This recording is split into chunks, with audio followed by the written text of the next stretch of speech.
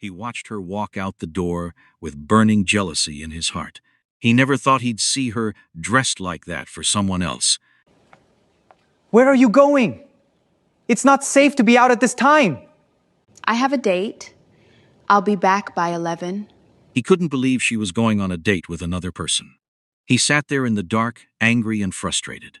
But what you don't know is that Ryo was not just the jealous boss. He was also a playboy who brought different women to his house every other day, but couldn't seem to take it when his maid was going on one date. If this story already has you on the edge of your seat, then you know what to do. Smash that subscribe button right now and hit the notification bell, because this story has more emotional weight than anything I have told you before. And you are not going to miss a single part. Are you ready? Let's go back to the beginning.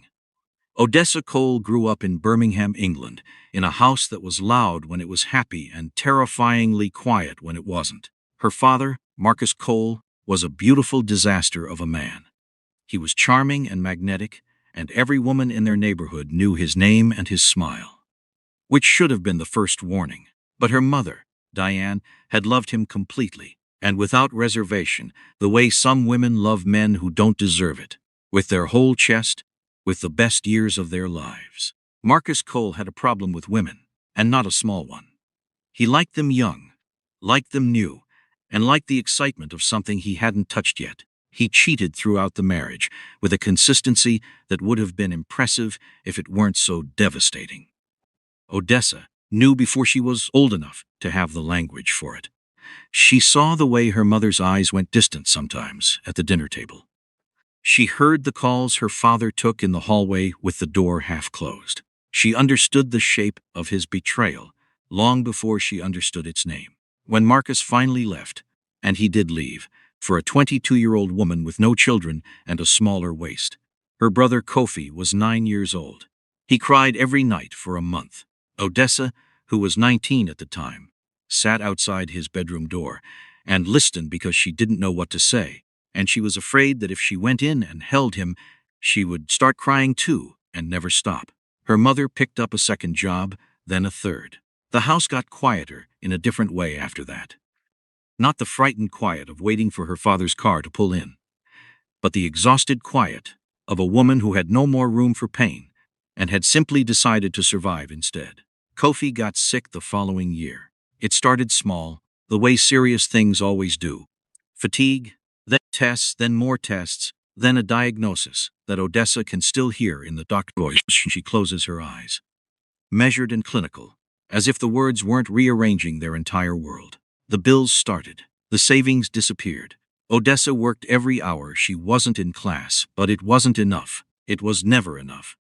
She watched her mother age 5 years in one, watched Kofi try to smile through hospital visits so she wouldn't worry, and she made herself a promise. She was going to build something that could hold her family. She was going to be the one who fixed it. Marketing had always been her thing. She was brilliant at it, understanding what people needed, how to reach them, and how to make something resonate. When the scholarship to study at one of Seoul's top universities came through, she sat on the bathroom floor and read the email 3 times before she allowed herself to believe it was real. Full scholarship. Dream course. An opportunity that didn't knock twice. She called her mother, who was in the hospital with Kofi. Diane cried. Kofi, from his hospital bed, gave her a thumbs up through the phone screen.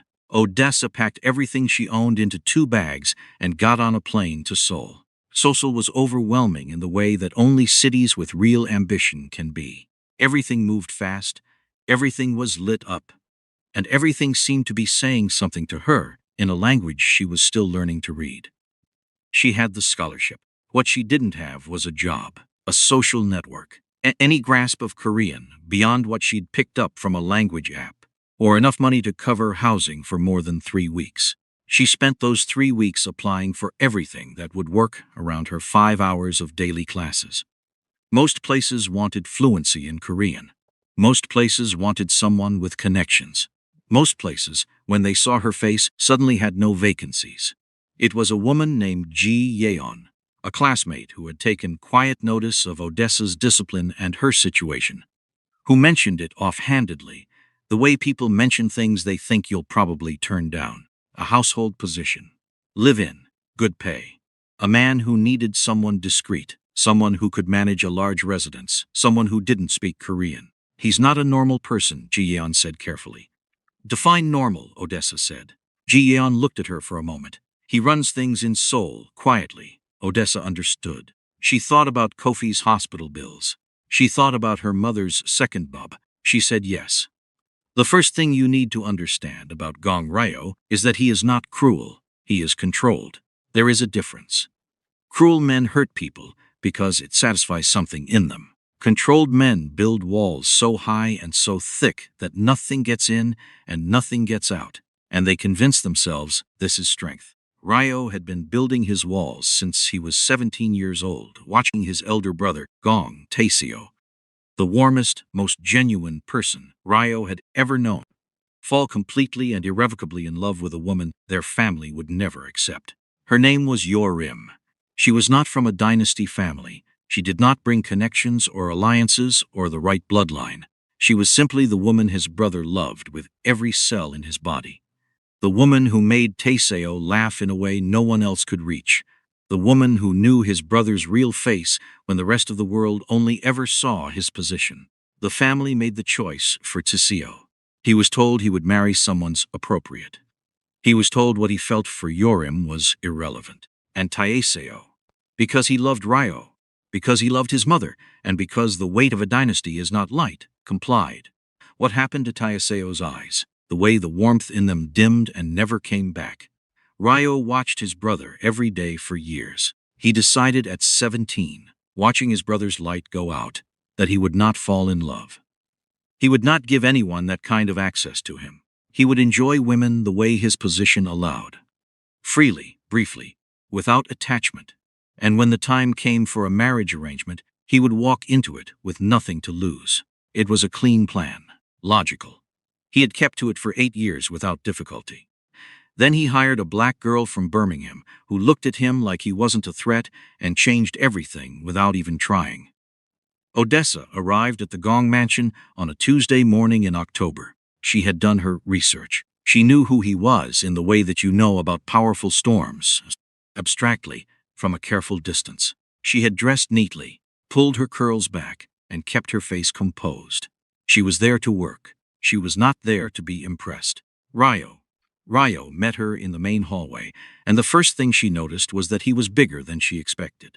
Wide through the chest, with a physical presence that took up space in a way that wasn't aggressive but simply was.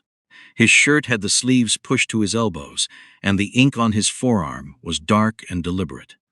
A pattern she couldn't read, but couldn't stop looking at either. His face was sharp, handsome in a way that felt almost unfair, with dark eyes that assessed her once and completely before he said a single word. She met his eyes and did not look away. He noticed that. "You don't speak Korean," he said in English. It wasn't a question. "I'm learning," she said. "But no, not yet." He studied her for another moment and then gave her a brief tour of the residence. Where things were, what was expected, and what parts of the house were not her concern. He was efficient about it. No warmth, no unnecessary words. She appreciated that. It meant they understood each other. She started work that afternoon. He had a woman over by 8 o'clock that evening. Odessa passed through the main room to close the terrace doors, and the woman, tall, glossy, laughing at something he'd said, glanced at her the way people glance at furniture. Odessa closed the doors and went to her room. She sat at her desk, opened her marketing textbook, and told herself the tightness in her chest was nothing. Just first-day strangeness. Just adjustment. She did not think about his forearms. She did not think about the way he'd looked at her. She opened her textbook and studied for 3 hours, and was perfectly fine. A week became 2 weeks. 2 weeks became a month. Odessa settled into the rhythm of the house with the same quiet efficiency she brought to everything. She was good at the work, organized, discreet, and thorough. The mansion was large and the expectations were high, but she had grown up making order out of chaos, and this was simply a larger version of that. The pattern with Ryo became clear quickly. He left early and came back late. He had meetings she was never told about, calls taken in rooms with closed doors, and visitors who arrived in sleek black cars and left without eye contact. She registered all of it, said nothing, and forgot none of it, because she was not a woman who missed things. She simply did not make them her business unless they became her business. And the women. The women were consistent. Not the same woman. Never the same woman twice, or rarely. They arrived in the evening sometimes, or he brought them back late at night. They were always beautiful, and they always left in the morning. Odessa watched this happen with the same expression she wore for everything. Steady, unreadable, and calm. She would pass through the kitchen in the mornings and see them, wrapped in his shirts, reaching for coffee, startled to find someone already there, and she'd greet them politely and go about her work. What she would not examine too carefully was why, after the third or fourth time, something in her chest had begun to pull in a direction she did not want to name. She told herself it was instinct. She had grown up watching what a womanizer looked like and what it did to the people around him. She had a category for men like this, built out of years of watching her father. Her reaction was not personal. It was pattern recognition. That was what she told herself. Ryo, for his part, had begun to notice her in ways he hadn't anticipated, not just because she was beautiful, though she was, in a way that kept catching him off guard. The curve of her face, the fullness of her lips, and the way her curls moved when she walked. He noticed her, because she was the only person in his home who behaved as if his presence were ordinary. His staff deferred to him. His associates feared him. The women he brought home performed for him. Odessa Cole made his coffee, set his documents on his desk, and moved through his house with the unruffled confidence of someone who had nothing to prove and no reason to try. He found it, against every instinct he had, interesting. That was dangerous. He knew it immediately. He filed it away and ignored it. They connected, the way moments do between two people who are pretending not to notice each other.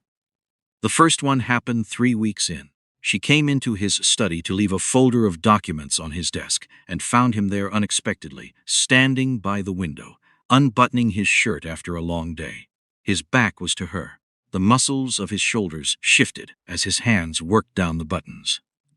She stopped in the doorway. He turned when he heard her, and they were suddenly looking at each other across a room that felt half the size it actually was. His shirt open, the ink on his chest visible, neither of them moving. "I'll leave these here," she said, setting the folder on the desk without going further into the room. "Thank you," he said. She left. In the hallway, she stood still for exactly 4 seconds before she started walking again. The second one. She was in the kitchen, late when she thought the house was empty.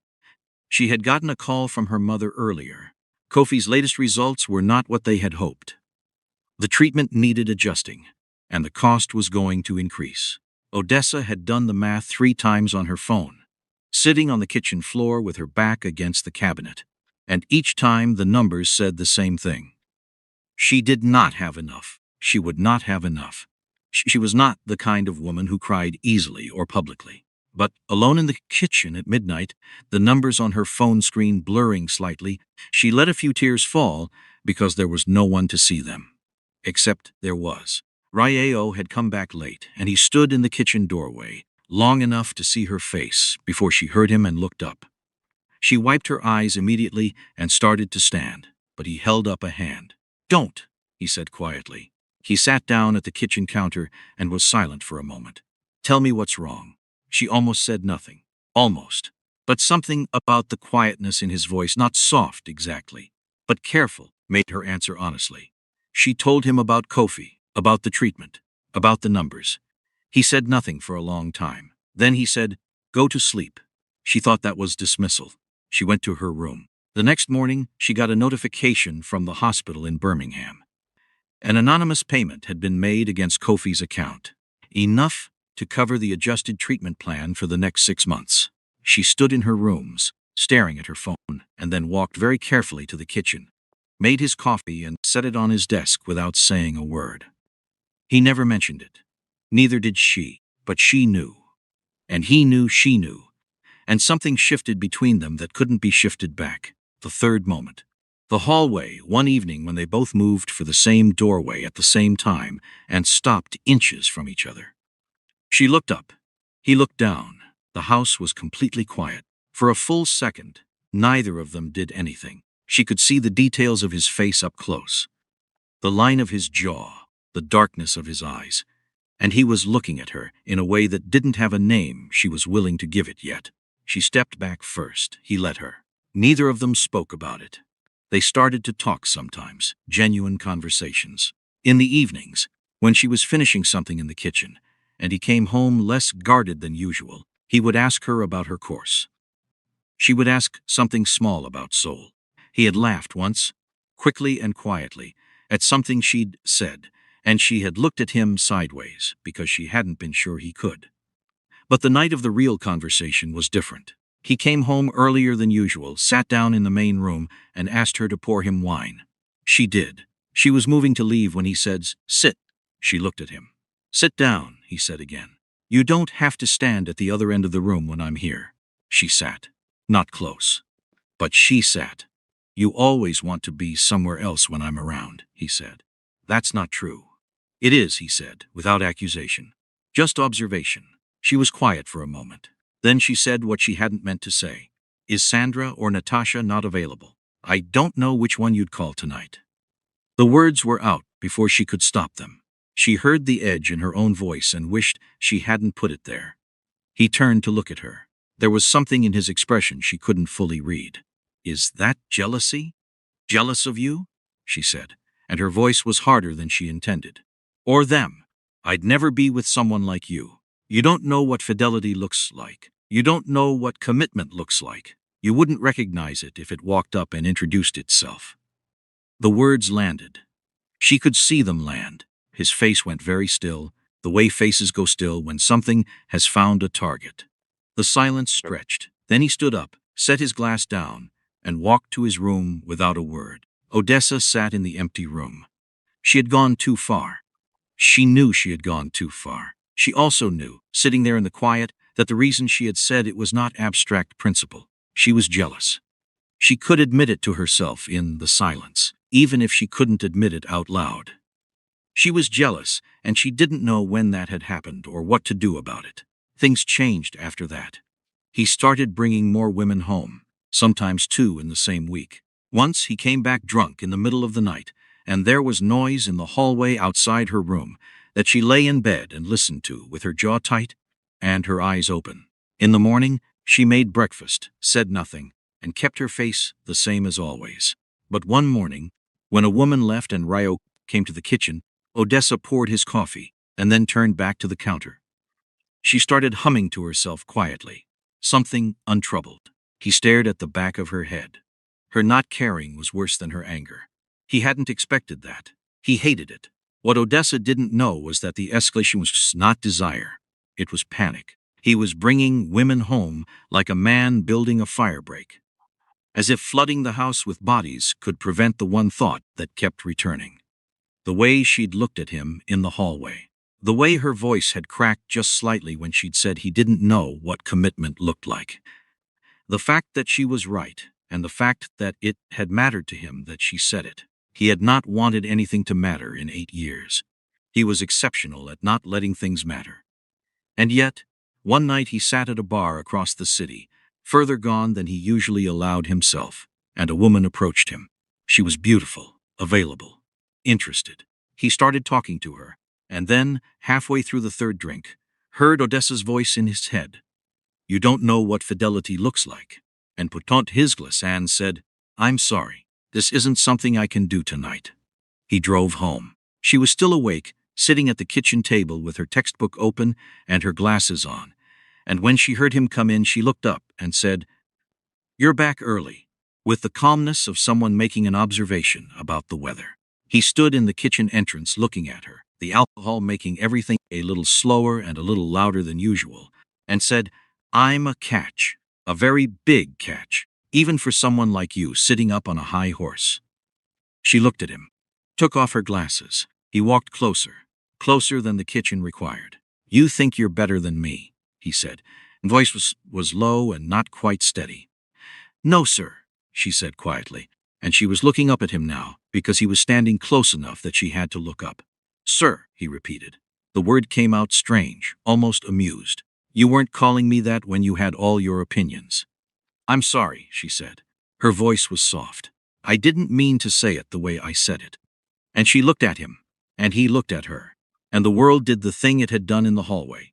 Contracted, went quiet, reduced itself to just this. He kissed her. Not gently, not tentatively, like a man who had been arguing with himself about it for months and had simply run out of arguments.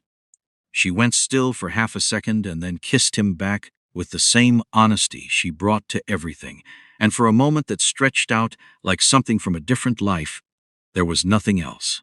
When he pulled back, the expression on his face was not one she had seen before. Something breaking open, something almost afraid. I'm sorry, he said, stepping back. That was a mistake. And he walked away. She stood there. A mistake. The word sat in her chestless tone. She was a mistake to him. Just like every other woman he'd touched and walked away from. She was something he'd done and regretted. She had let herself feel something for him. She could admit that now, standing alone in this kitchen, she had let herself feel something. And she was a mistake. She watched the tears fall from her eyes and didn't wipe them away immediately, because there was no one to see them. And she thought she was allowed to feel this for exactly 60 seconds before she put it away. She put it away. After the kiss, the mansion became something else entirely. Not hostile, never that, just calibrated. She kept to her tasks. He was rarely home, and when he was, they were correct with each other in the way of two people who have agreed, without speaking, to carry something difficult and not set it down where the other can see. She caught him watching her sometimes. Just the edge of his attention, quickly redirected when she turned. She watched him too, when he couldn't see her. She didn't know what she was looking for. Something that confirmed she'd been right to feel what she felt. Something that confirmed she was wrong. He still knew when she was sad. She didn't know how he managed that, given how rarely they spoke. But she would be sitting somewhere trying to figure out Kofi's next round of bills, and he would appear in the doorway and say, "Have you eaten?" In that flat voice that wasn't asking about food. She always said yes. He always looked at her for a second too long before he left. She was done, she told herself. She was completely done. She met him in her advanced marketing theory class in the 4th month of the semester. His name was Yoo Sang-yoon. He was Korean. Her age, with an easy smile, and a way of explaining things that made her feel like he was actually interested in whether she understood. He asked if she wanted to study together after class. She said yes. He was kind. Genuinely, simply kind. The kind that didn't seem to want anything from her, that wasn't performance or strategy or a long game. He asked about Birmingham. He listened when she talked about Kofi. He brought her coffee without making it significant. He laughed at her jokes. She found herself looking forward to their study sessions. She found herself texting back quickly. She found herself sitting across from him in the university library, thinking, this is what it should feel like. Easy, light. Something that doesn't cost you anything to want. She wasn't in love with him. She knew the difference by now. But she's liked him, and she needed to move forward. And Sang-yoon was a direction that made sense. What she didn't know was that the day she told Rio she had a date, Rio would feel it land in his chest like a fist. It was a Friday evening. Rio came home at 6:30 and immediately knew something was different. The house had been prepared for his return. Everything in order, his dinner arranged. But Odessa was not in the kitchen or in the main room. He called her name. She appeared at the top of the stairs. He lost every word in his head. She was wearing a dress the color of peonies, soft pink, fitted, with a neckline that was tasteful and somehow devastating anyway. Her curls were down and full around her face. She'd done something with her eyes that made them look enormous, and her lips were just slightly deeper than usual. She looked, standing at the top of those stairs, like something he had no language for. He stared at her. 1 second, 2, 5. I'll be back by 11, she said, and her voice was completely even, as if she were not standing there looking like that, as if his face were not doing something he couldn't control. I've gotten everything ready for you. She came down the stairs. He found words. Where are you going? It's not safe to be out at this. I have a date, she said simply. and walked past him toward the front door. She stepped outside and pulled the door closed behind her and stood on the front steps for a moment, breathing the night air. Because the tension she had just walked out of had been so thick, she was surprised it hadn't been visible. She walked to the car, waiting at the gate, and got in and thought, for the first 40 seconds of the drive, about the way he had looked at her. She stopped thinking about it. She was going on a date. She was moving forward. This was the right thing. Inside the mansion, Sryo sat down slowly on the couch. He stayed there for a long time. He thought about the dress, the stairs, the completely unhurried way she'd said, "I have a date." He thought about the feeling currently occupying his chest, the specific, unbearable weight of it, and understood that it had a name. He was not ready to say the name. He sat with it in the dark. What Odessa didn't know, what she wouldn't know for some time, was that Ryo had his driver take him out that night, that he found the restaurant where Sang-yoon had booked the table, that he sat at the bar with a drink he barely touched and watched through the wide restaurant window as Odessa laughed at something Sang-yoon said. A real laugh, her head tilting back, her whole face changing, and felt something in him go completely, utterly wrong. He watched her for 2 hours. He watched the way she talked with her hands. He watched the way she listened, leaning forward slightly. He watched a date he had no right to be furious about and was furious about anyway. He drove home before she did and was sitting in the main room when she came in. She stopped when she saw him. "You waited up. You're now going on dates," he said, and his voice came out flat and careful. "What happened to focusing on school?" "I'm an adult," she said. "I can manage both." She moved to go. He caught her hand before she could walk away. He pulled her gently, just enough to stop her momentum, and she turned back, and they were close again. That terrible, specific closeness that kept happening between them. And she was looking at him, and he was looking at her, and every single thing he had ever decided about his life felt very far away. She felt it too. She could see it in him, and that was exactly the problem. She pulled her hand back. "You don't get to do this," she said, and her voice broke on the first word, and she pushed through it. "You bring a different woman home every other day. You kissed me and called it a mistake. You don't get to look at me like that and hold my hand and then go back to being whatever you've been since that night. You don't get to do this to me." Her eyes were bright. She would not let the tears fall. He said her name. She walked away. Next, he stood there with her name still in the air and did nothing, because he didn't know how to do the right thing and keep her safe at the same time, and he was beginning to understand that he had left it too long, and she had found someone else, and it was his own fault. He had been watching Sang-yoon since the second week. Initially, it was jealousy, pure and humiliating, having his people run quiet surveillance on a man his maid was dating, like someone who had lost their mind. But then, one of his people came back with something that was not about jealousy at all. Sang-yoon had been seen twice with men connected to the No family, the Mafia family, whose daughter, No Dahye, had been selected as Ryo's future wife by an arrangement he had been refusing to acknowledge. The No family, who were not accustomed to being refused, who had people everywhere, who had made it their business to know what Ryo's business was. And Sang-yoon was asking Odessa very specific questions about her employer, about his habits, about whether he was serious about anyone. Odessa came to him. She found him in his study, which surprised him. She had been avoiding him for 3 days. "I need to talk to you," she said. "Me too," he said. They looked at each other across the desk. "Your boyfriend is a spy," Ryo said. She didn't look shocked enough for someone who hadn't suspected. "How do you know that?" "I've been." He stopped, took a breath. "I've been watching him." She went very still, watching him. "Watching you both," he said, and did not look away from her face. "Before you say anything, you've been following me?" Her voice was quiet. Careful. The kind of careful that meant something was happening underneath. "You're in danger," he said. "That's why I'm telling you. I'm in danger," she repeated slowly. She turned toward the door. "Odessa." His voice came out differently. Not commanding, not controlled.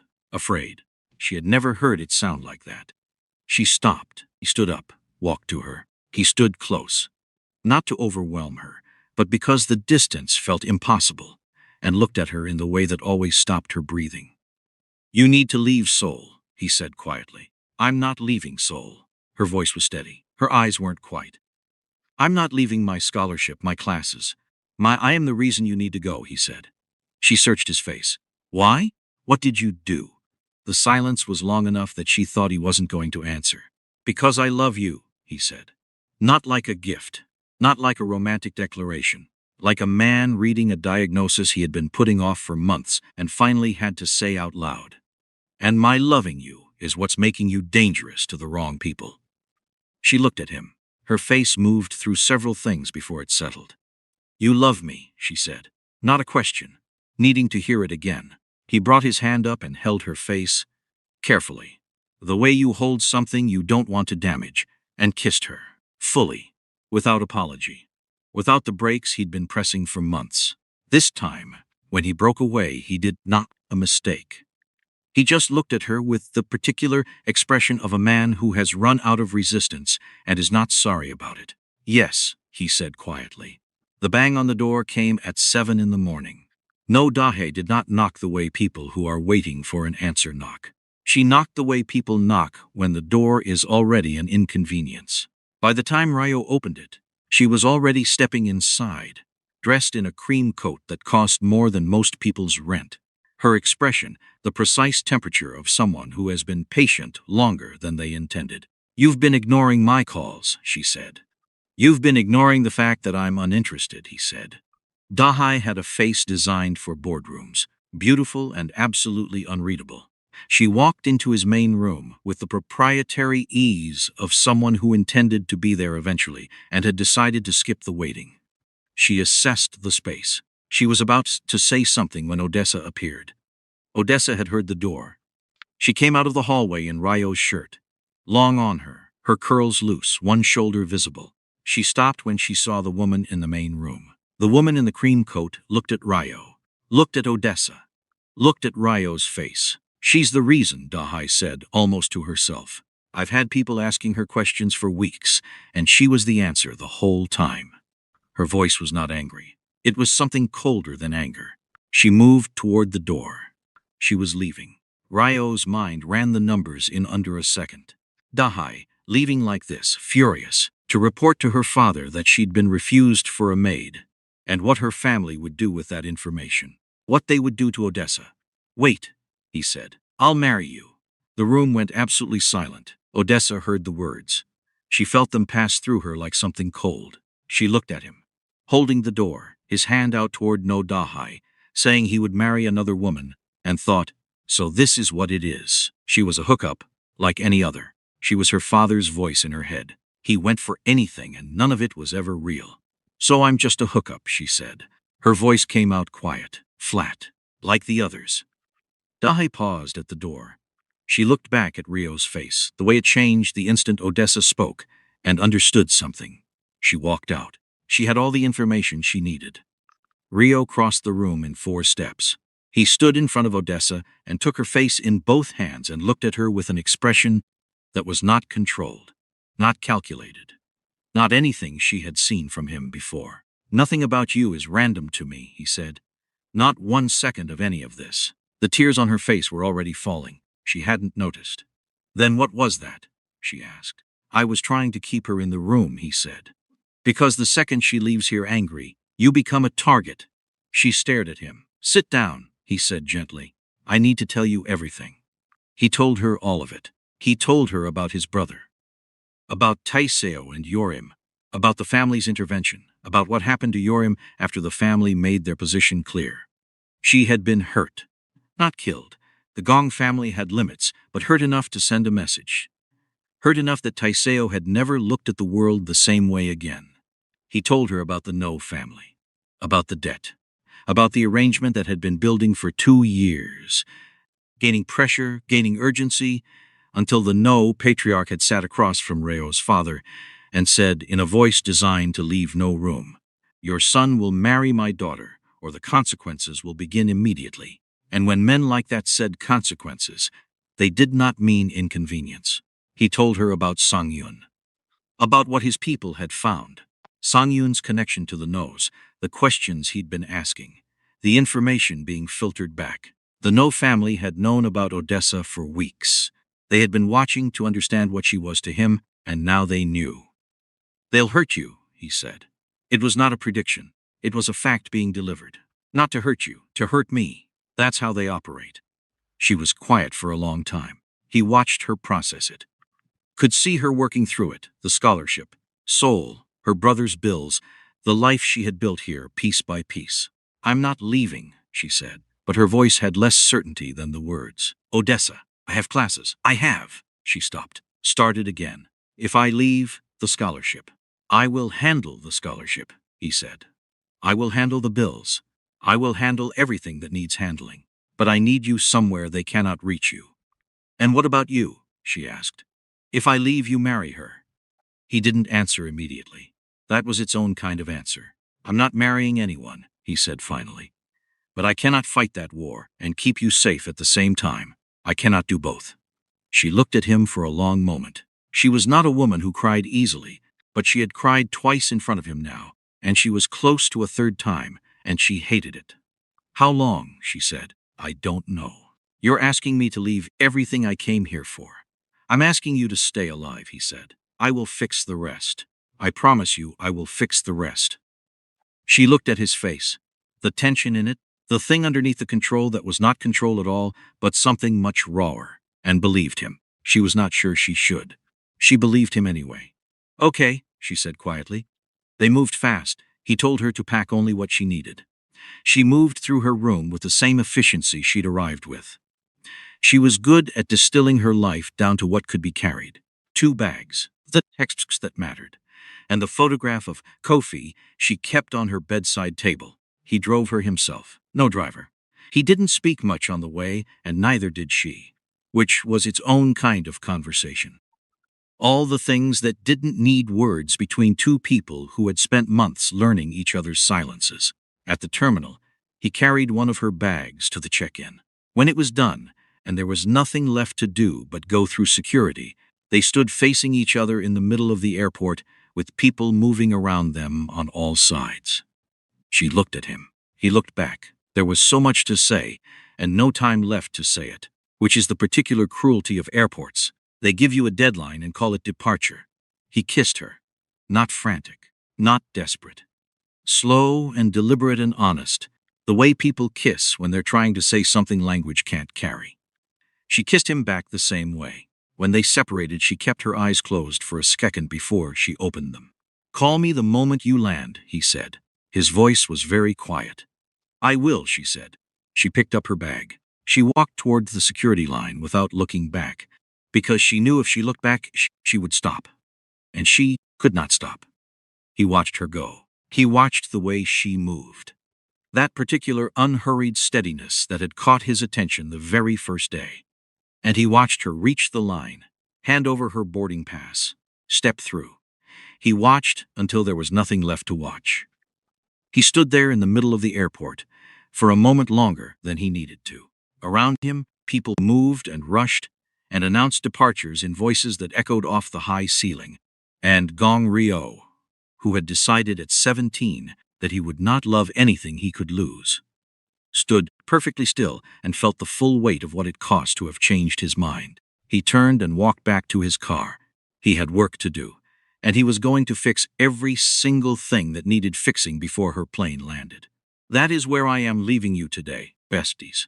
On a man standing alone in an airport who has just put the most important person in his life on a plane to keep her safe, and now has to dismantle a mafia arrangement, settle a family debt, and face the most dangerous family in Seoul before she answers his call. Drop a comment right now. Are you Team Rio, or did he wait too long? Did Odessa make the right decision getting on that plane? And where are you watching from? I want to know every single one of you. Hit that subscribe button and turn on your notifications, because part 2 is coming, and I promise you, what happens when that phone doesn't ring is going to break you wide open. Don't leave. I'll see you in the next one.